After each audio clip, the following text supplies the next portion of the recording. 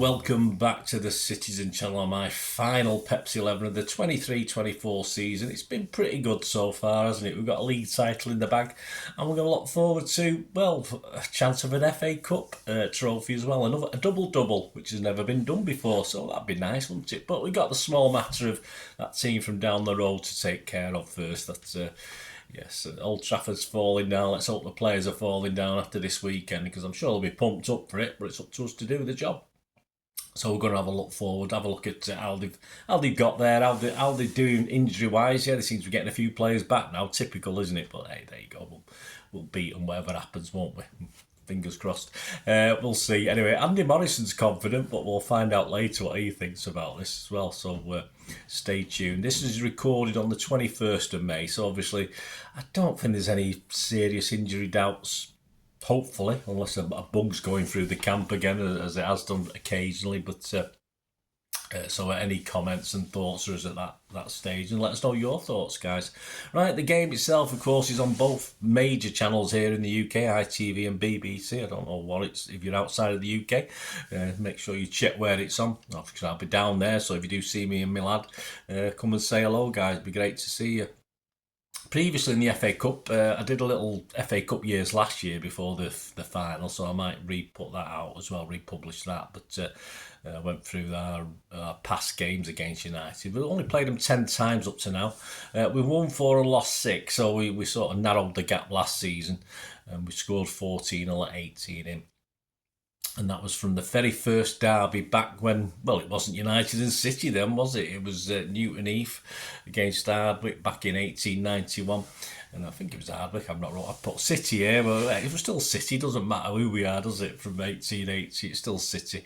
To last season, of course, on the 3rd of June 2023. That was a late finish, wasn't it, last year? How did they get here? Well, round 3, of course, they beat Wigan 2-0 at their place. United star man, according to the Manchester Evening News, was Mainu. He's done quite well in the FA Cup, actually, looking at it. He's probably done well all season, hasn't he? Round 4, they beat Newport away 4-2. According to their star men for that, were Martinez, Shaw and Mainu again. Round 5, of course, a win at Forest 1-0, though I say we can understand that. And their star man was Anana. There you go, so that shows what pressure they were under. Round 6, of course, from the depths of despair and looking as though they were going out, of course, they turned it round and beat Liverpool 4-3. Their star men that day were Dalot, Mainu again, and Fernandez. I think we'll have to man Marc Mainu, won't we? And the semi-final, of course, again, out almost the depths of defeat, but this managed to turn it round. That's United fear, I suppose. 3-3 against Coventry and a 4-2 win on penalties. Maguire and Fernandez were star men. There you go. So we'll have a comment on Maguire in a minute. And as I said, all of a sudden their injury list is beginning to clear up. They will have, but that will mean they'll have players with a lack of match fitness. And we know what that Wembley pitch is like for sapping the legs. It used to do it in the old days. It still seems to do it now. Every game I've got it, still City players are knackered from about 10 minutes in. Varane got minutes against Brighton in their last game after his return from injury. Maguire, although I've said hopefully will be back, of course, if he's going to have man of the match performances, we don't want that, do we? Because I've always liked Maguire. I don't know why, I just have, but hopefully for us, he will be back and playing as bad as he has done sometimes. Martial was on the bench at the weekend against Brighton, he's also expected. And there's optimism also about Lindelof coming back as well. So the only permanent outs for them at the moment are Luke Shaw and Mount are still out for them, which I've always liked Luke Shaw as well. They finished the season with 2 wins, so a bit of a high for them. And the fans generally expecting a hammering from us. They're being very negative. Of course, they hope they can sneak it. I mean, that's just obvious. They'll think that. I've no doubt the players won't be feeling the same. We're pretty pumped up for this, as long as Ten Hag. I mean, if there's a whisper goes around that Ten Hag's on his way, then it might be the old City Mancini Wigan problem, but at the moment I'm sure he'll as best he can pump up those players. I think they'll be pumped up for it anyway. It's a derby at the end of the day. They want to get revenge for last season. Whether they've got the ability, we'll have to see. They've been nowhere near us, of course, in 2 matchups this season in the league, but they've got players quite capable of scoring worldies, from nothing. Their XG is tremendous because they score goals they're not expected to score, usually from distance, and they've got 2 or 3 players who are quite capable of that. And of course, we were expected to stuff them last season, and we should have done really based on the play. But in the end, at 2-1, we were sort of hanging on, and they did have 2 or 3 sort of chances in the last few minutes to get an equaliser as well. And the worst thing that can happen for us is extra time and penalties, of course. We've got to get this done in the 90 minutes. I am optimistic, but we'll have to be at it. We're not always at our fluid best on the Wembley pitch, pace-wise. Knocking that ball about, the ball seems to hold up a little bit more on Wembley. But we need to put them out of the game as quick as we can. All right, we're not going to score a goal after 12 seconds, are we? But we need to wear them down, make their heads drop, that's the whole point, and just batter away at their egos, take our chances. We switched off a couple of times against West Ham. We can't afford to be switching off in this one. We've got to be really up for it. We don't have another game now, so why not? We're both in the same boat, us and United. You know, it's not as though we're having to rest or worry about next week. They'll be off on the jollies, won't they? So that really brings us to our boys, doesn't it? And of course, we're going to have a look at the squad against West Ham and consider who will carry on playing or who'll be dropped or who might come in. Of course, the squad against West Ham, starting 11, Ortega, Walker, Akanji, Diaz, Gvardiol, Roderick, De Bruyne, Bernardo, Foden, Doku and Haaland. On the bench, Carson, Stones, Aki, Kovacic, Grealish, Alvarez, Nunes, Bob and Lewis. Of course, Stones, there's a lot of rumours Stones isn't happy. He's not been getting games when he's been fully fit. I just think that's an end of season thing. Pep goes with his tried and trusted, and he just can't trust Stones with his injuries. That's his problem, and he doesn't want him coming off halfway through a game, something like that. But we'll see. He seemed happy enough anyway after the trophy lift the other day. Seemingly no injuries after that West Ham game, as I mentioned earlier. So the question for me is, will Pep again start Doku or revert back to Kovacic? I think that's the only change and swap midfield and attack he's going to make. Of course, what we lose in attacking flair with Doku, we shore up and more aggressive in midfield if you put Kovacic in. It'll be very interesting to see what Pep does with that one. Defensively, of course, Diaz got the shout against West Ham. Aki came on. Will Aki be considered yet again? I think, again, Pep tends to go with what he's gone with before, so I fancy Diaz will start this one as well. And the only other player I can see Pep considering really is Alvarez. As I say, he was never out of the team, was he, in the first half of the season, but of course he's took a bit of a back seat. And of course another guy who's took a bit of a back seat has been Grealish, who of course in last year's FA Cup final, apart from the ridiculous penalty award, played very, very well against United and usually does. So he may come into the consideration, but he may be more an impact substitution perhaps when we want to see out the game with a 2 or 3 goal lead. Fingers crossed. Yeah, so this is my 11 based on those. I mean, it's probably not as easy as the last couple. I mean, I only got, it's a bit more complicated with an FA Cup final. As I said, I think all the squad's fit enough, so it shouldn't be a problem, apart from Edison, of course, but he wouldn't have played in this anyway. So this is my 11, guys. Let me know what you think. It'd be great to hear your views.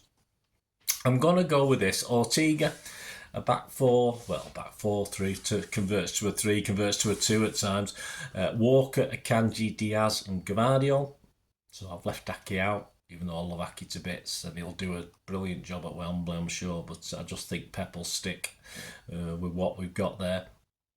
Then we've got Rodri, no Kovacic, KDB and Bernardo, and the front three-ish, Foden, Doku and Haaland. I think this is a chance for Haaland to actually step up in this one. Take your chances, mate. That's all we can ask. So that's my 11.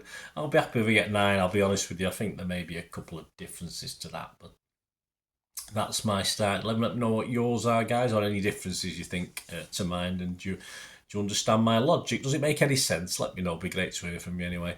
Prediction-wise, Andy Morrison, well, he's been very brave today, Andy. His verdicts on this game, he said, another Manchester derby in an FA Cup final. Who could have predicted that? United have been strange this season, capable of being dangerous whilst also being incredibly open. I can't see them changing their style for this game. Possibly can, a little bit. But given the way they capitulated against Coventry, I certainly don't see them being able to stop us.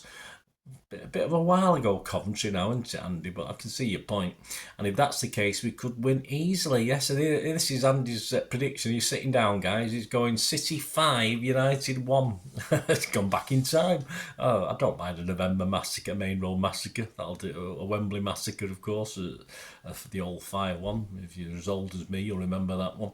28-1 is the average price you can get on that one.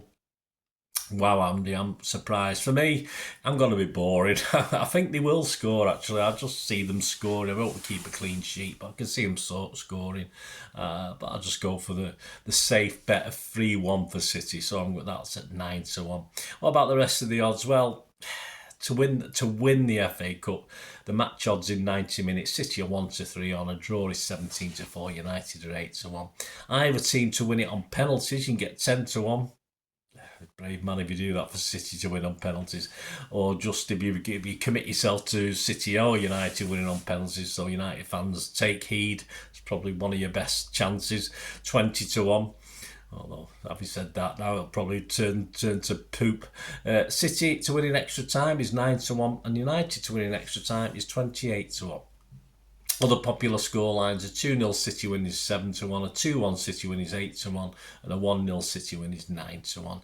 And the first price you get on a United win is the 2-1 United win at 25-1.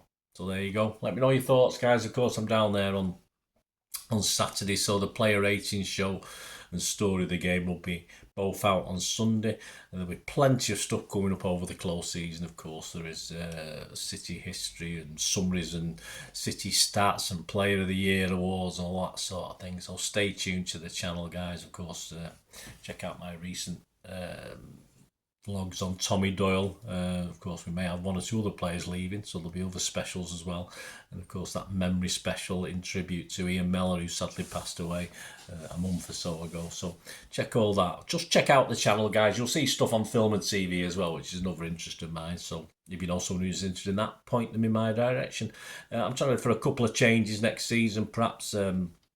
Looking for ways of increasing footfall, and obviously trying to perhaps help me as well with if you can help me with support for the channel, sponsoring the channel, for instance, stuff like that. It'd be great to hear from you. You can get in contact with me. And of course, if it's for an organisation or an individual, it doesn't matter. We can have a chat, and I can put the word out on a regular basis on the channel. Lots of vlogs come out, of course, so plenty of content. So if you're any interested in that, and there will be other little rewards. Perhaps there might be a membership scheme with certain rewards, although it'll always be free. All this stuff will always be free. There may be certain benefits of having a membership, so don't worry about that. So you can contact me on the various. You can direct message me through YouTube. Any interest, we'll have a chat, or on Facebook at Bernard Deneen, or I've got the same address on TikTok and X as well, at Bernard_Deneen. So get in touch, guys. Let's have a chat. Just a general chat, it's fine. Always willing to have a chat through social media with anybody. And if you don't already follow me on any of those things, please do so, and I will follow back. Thanks for watching, guys. Give us that like. Great to hear from you. Let's hope we get that double. That's what we're after, isn't it? And I'll be back after just to commiserate or celebrate. Hopefully celebrate. Thanks for watching, guys. Until we meet again, that's one thing, don't I? Please stay safe, Blues. Come on, City. Come on. Bye for now.